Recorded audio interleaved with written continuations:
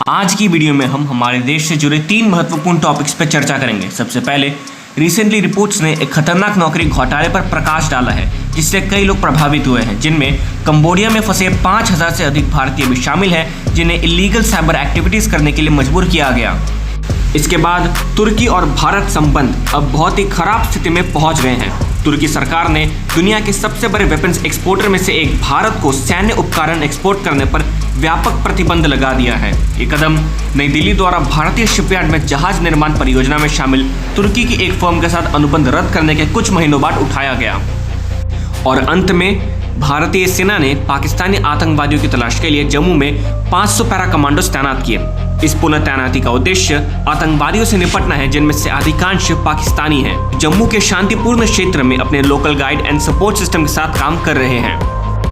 नमस्ते और स्वागत है आप सभी का हमारे YouTube channel Indian power house में।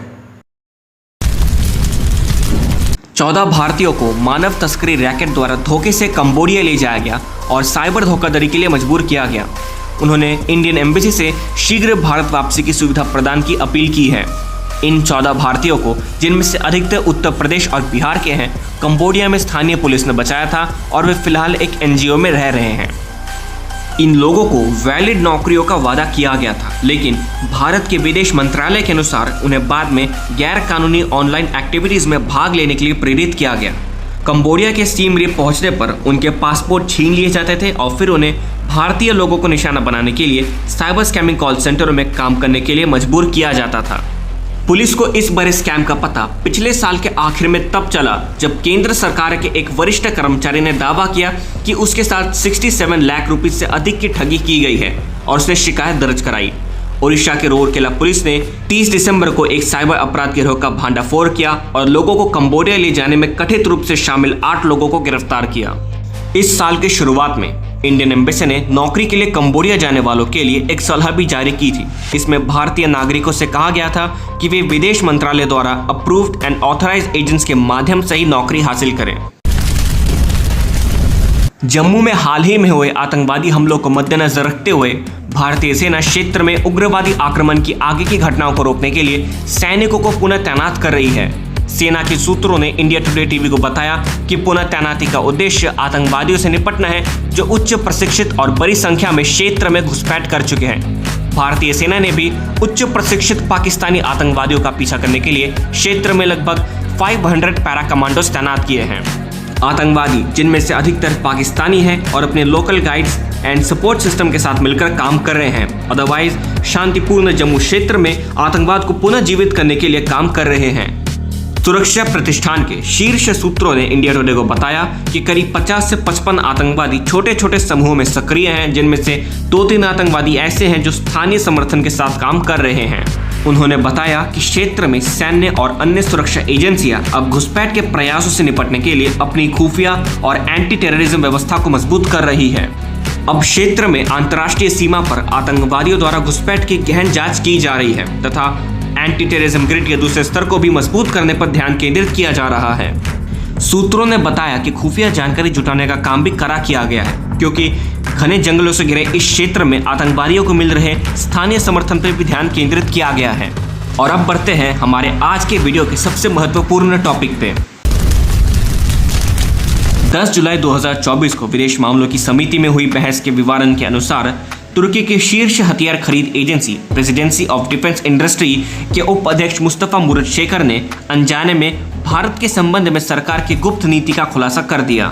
ये कदम किसी को आश्चर्यचकित नहीं करना चाहिए, क्योंकि भू रणनीतिक मुद्दों की बात करें तो दोनों देश एक दूसरे के विपरीत कोने में हैं। तुर्की और पाकिस्तान के बीच बढ़ती नजदीकियों के साथ भारत अंतर्राष्ट्रीय मुद्दों पर तुर्की के खिलाफ खड़ा हो गया है। आर्मीनिया अजरबैजान संघर्ष में रुख अपनाने के बाद नई दिल्ली ने यह स्पष्ट कर दिया है कि एजियन सागर में तुर्की और ग्रीस के बीच संघर्ष में वो ग्रीस का पक्ष ले रहा है। सरकार ने अपने खुलासे को संवेदनशील बताते हुए सांसदों से कहा कि जब ग्राहक भारत में रहता था तो सरकार ने किसी भी सैन्य वस्तु की एक भी बिक्री को मंजूरी नहीं दी थी।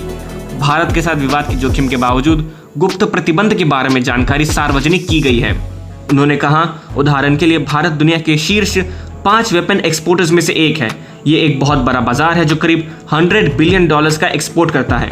हालांकि हमारी राजनीतिक परिस्थितियों और पाकिस्तान के साथ हमारी दोस्ती के कारण हमारा विदेश मंत्रालय हमें भारत को किसी भी उत्पाद के एक्सपोर्ट पर सकारात्मक प्रतिक्रिया नहीं देता है और परिणाम स्वरूप हम इस संबंध में अपनी कंपनियों को कोई परमिट नहीं देते हैं।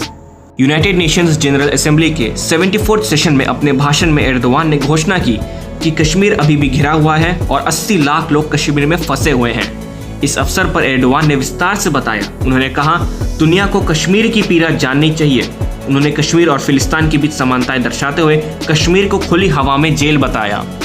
ये बड़े ही हैरान करने वाली बात है जब एक समय में भारत में तुर्की के राजदूत फिरित सुनेल ने भारतीय टीम द्वारा तुर्की में 10 दिनों के बाद ऑपरेशन दोस्त पूरा करने पर हार्दिक धन्यवाद पत्र साझा किया था।